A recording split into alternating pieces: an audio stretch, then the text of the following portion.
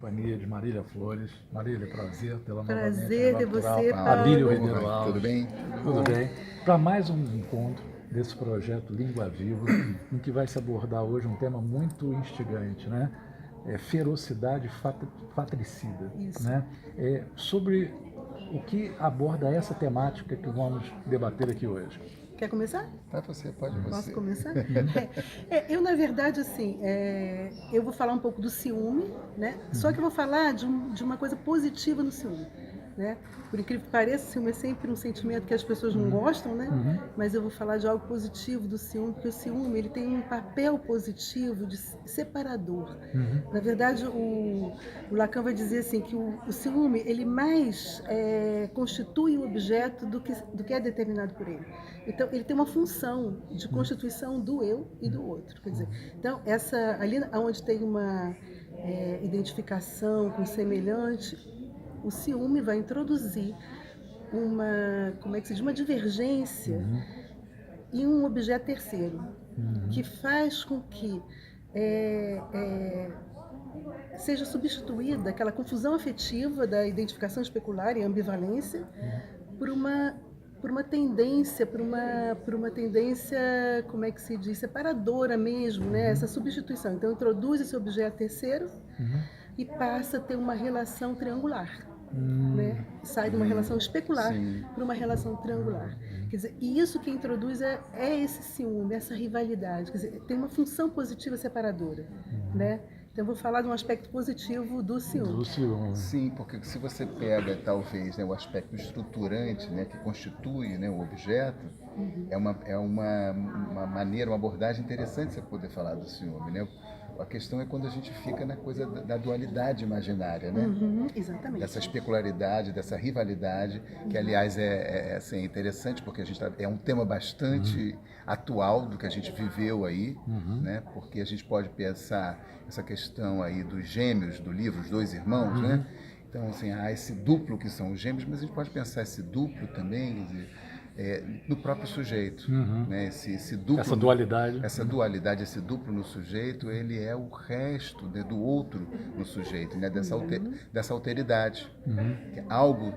Algo disso o sujeito escreve, ele de algum modo assimila, né? E algo sobre isso ele expulsa, né? Que então, como se fosse o nosso sós interior. Exatamente, exatamente. Então, há essa questão, né, dessa rivalidade estruturante com esse outro, que num primeiro momento ele precisa, né, ser incluído em mim, e num segundo momento, né, é a inclusão e a exclusão, né, desse outro em mim, né?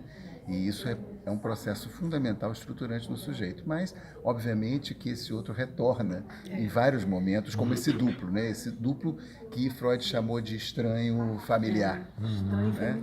E, então, a obra do Milton Ratum, Dois Irmãos, nos permite pensar justamente esse jogo com esse duplo, que, na verdade, ali ele constitui a partir, né, desses dois irmãos gêmeos, que de alguma maneira circundam a questão ali dessa mãe caprichosa, né? E de um pai que talvez se omita diante desse, né, desse debruçar-se caprichoso dessa mãe em relação a um desses irmãos, né? A um eleito, né? Mas a gente pode pensar essa operação no próprio sujeito, né? O tempo todo, o quanto que a gente, em muitos momentos, se constitui como objeto privilegiado, né, do outro, e quanto muitas vezes a gente também se vê, né, justamente apartado, né, em queda dessa posição. Então, há um momento em que eu me identifico com esse objeto que eu julgo, né, que é o objeto amado, ideal no outro, e há um momento em que eu estranho esse objeto que realmente eu reconheço, né, como estranho, como aquilo que de algum modo me descompleta, aquilo que de alguma maneira vai ferir a minha imagem narcísica. Né? Então, são formas de a gente pensar nesse duplo que faz as suas incidências, né, sobre o sujeito, né, sobre o psiquismo, né? E, enfim, sem contar que é muito importante a gente abordar o Milton. O Milton Ratum é um escritor, tradutor, professor, premiado, extremamente premiado nas obras dele, Inclusive, esse livro tirou o prêmio Jabuti, né? Prêmio Jabuti. Ele é traduzido em muitos países. Em vários países. Né? Em vários países. A obra dele é bastante traduzida. E, enfim, ele é um autor contemporâneo. Ele está aí. Ele está aí escrevendo, ele está aí. É uma língua viva. É uma língua viva, literalmente. Então, acho que é oportuno, é com felicidade que a gente está podendo trazer esse autor e a questão, né?